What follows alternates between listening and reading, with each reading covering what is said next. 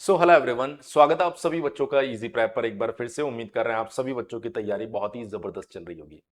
Dear students, आज की इस वीडियो में हम लोग बात करेंगे बीसीई बख्तियारपुर। वो सभी बच्चे जो बीसीसीएलए का एग्जाम दिए हैं और वो ये चाहते हैं कि सर बीसीसीएलए एग्जामिनेशन के बाद में हमें ये जानकारी चाहिए कि बख्तियारपुर कॉलेज के अंदर किस रैंक तक कौन सी ब्रांच मिल रही है। उन सभी बच्चों के लिए ये वीडियो आज का बहुत ज्यादा इंपॉर्टेंट होने वाला है। देखिए, अगर हम लोग बात करें यहाँ पर बख्तियारपुर कॉलेज की, तो आप देखिए सबसे पहले यहां पर मैं फीमेल सीट्स की बात कर रहा हूं। तो जो फीमेल सीट्स है उसमें यूआर कैटेगरी जो है वो आपके पास में 203 तक जा रही है। मतलब अगर आप फीमेल कैंडिडेट और फीमेल कोटा से सीट ले रहे हैं तो 203 रैंक तक आपको ये कॉलेज मिल जाएगा। और उसके बाद अगर मैं बात करूं यहां पर एससी कैटेगरी से अगर आप है तो ये 58 रैंक की सीट गई है यहां पर। तो आप लगभग लगभग अगर 60-65 रैंक तक है तो आप उम्मीद लगा सकते हैं कि मुझे ये कॉलेज के अंदर सिविल मिल जाएगा। और वहीं अगर आप ईबीसी कैटेगरी में हैं तो रैंक 100 पर ये सीट मिली है, क्योंकि फीमेल कोटा है तो ऐसा नहीं कि बहुत ज्यादा इसके अंदर सीट रहती है। तो रैंक 100 पर मिल रही है, इसका मतलब लगभग लगभग अगर आपका रैंक 100, 105, 110 तक है तो आप ये मान सकते हो कि बख्तियारपुर में आपको ये चीज मिल सकती है।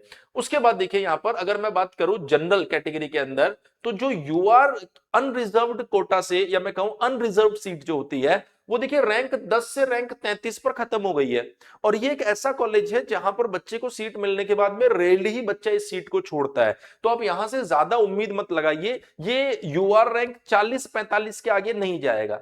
वो बच्चा जो यूआर से है उसकी रैंक है ये। अगर आप किसी कैटेगरी को बिलोंग कर रहे हैं तो फिर आपको कैटेगरी रैंक चेक करने की जरूरत है। तो अगर आप यूआर से तो आप ये मान के चलिए कि आपका जो जनरल रैंक है वो 40-45 के आगे नहीं जाने वाला यहां पर।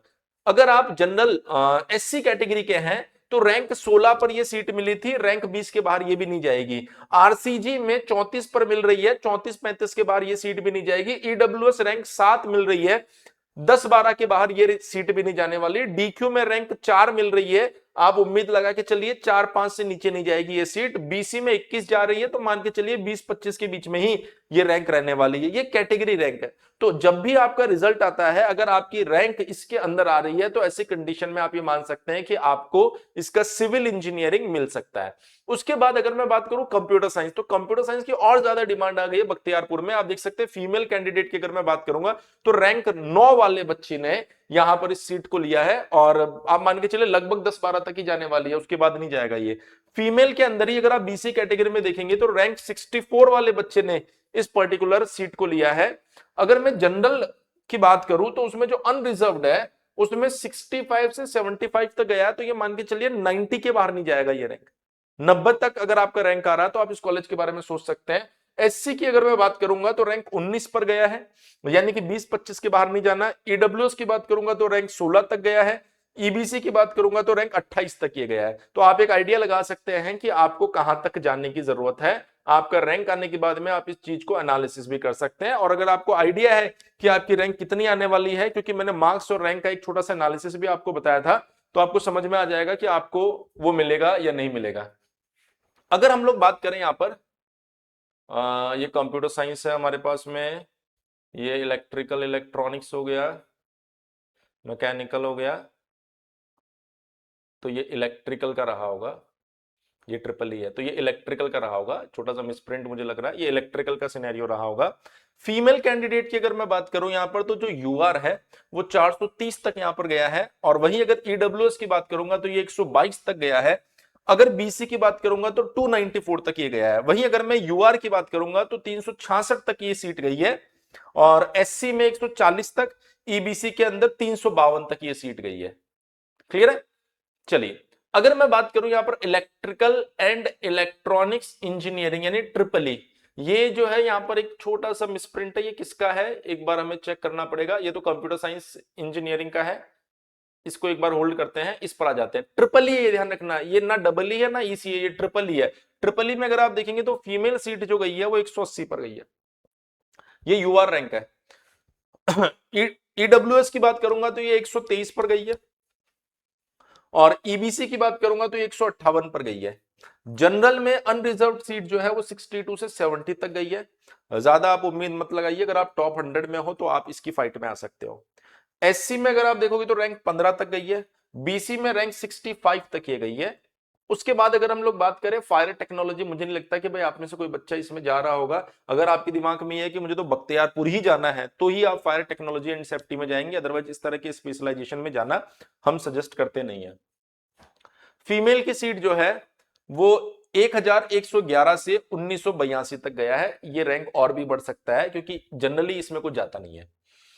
अगर मैं बात करूं जनरल में जो अनरिजर्व सीट है वो 109 से 382 तक गया है, और ये भी वही बच्चे हैं जिनको बख्तियारपुर कॉलेज चाहिए था, इस वजह से गए होंगे यहां पर। ईडब्ल्यूएस की बात करूंगा तो 317 तक, ईबीसी की बात करूंगा तो 590 लगभग, बीसी की बात करूंगा तो 404 तक ये लगभग जा रहा है। उसके बाद अगर हम लोग बात करें यहां पर मैकेनिकल, तो मैकेनिकल के सिनेरियो को भी आप समझ सकते हैं।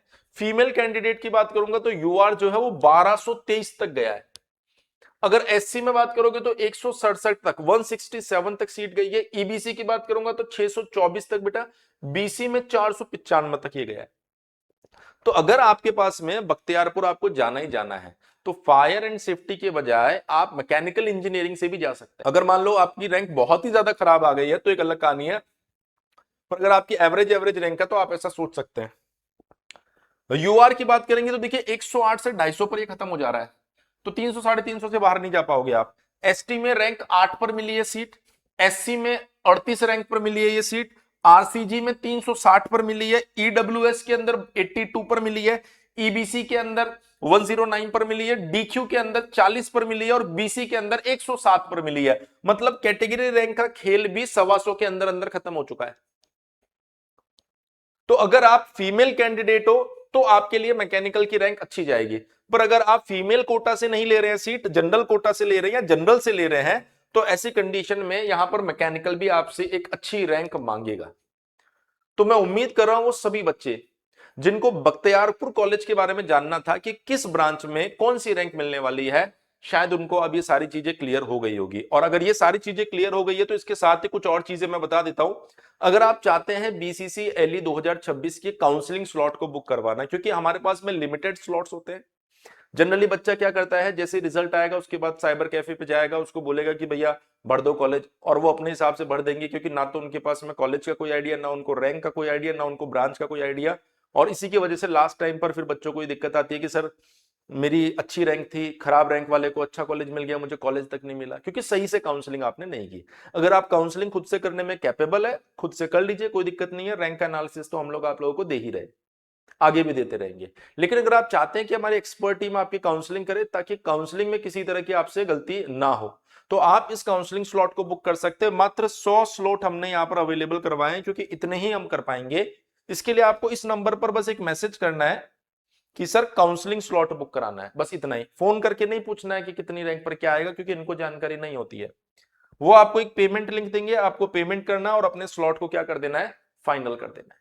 यहां से आपका स्लॉट जो है वो बुक हो जाएगा। तो पहली चीज तो ये जिसमें आप अपने काउंसलिंग स्लॉट को बुक करा सकते हैं। दूसरी चीज, क्योंकि अब आपका जो सेमेस्टर एग्जाम, या मैं कहूं आपका जो थर्ड सेमेस्टर है ना, वो नवंबर दिसंबर में चालू नहीं होने वाला, जुलाई में आपका सेमेस्टर चालू हो जाएगा।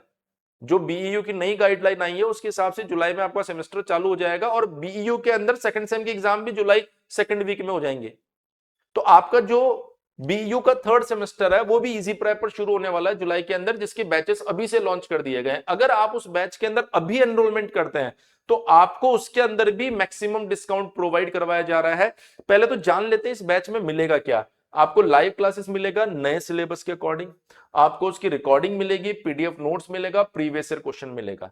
वो बच्चे जो इस बैच में अभी एनरोल करते हैं उनको exam booster batch, VVI question और एमसीक्यू प्रैक्टिस टेस्ट सीरीज जो अलग से 900 रुपए में परचेज करनी पड़ती है, वो अभी आपको इसके साथ फ्री मिलने वाली है। साथ ही थर्ड सेमेस्टर का बैच जो 2999 रुपए का है, वो अभी आपको ऑफर में 1999 रुपए में मिलेगा। थर्ड प्लस फोर्थ अगर आप कॉम्बो लेते हैं, इसमें क्या होता है कि आप जब थर्ड सेमेस्टर में रहेंगे तो थर्ड की क्लास चलेगी, जब आप फोर्थ में आ जाएंगे तो थर्ड हट जाएगा, ऑटोमेटिकली फोर्थ आ जाएगा।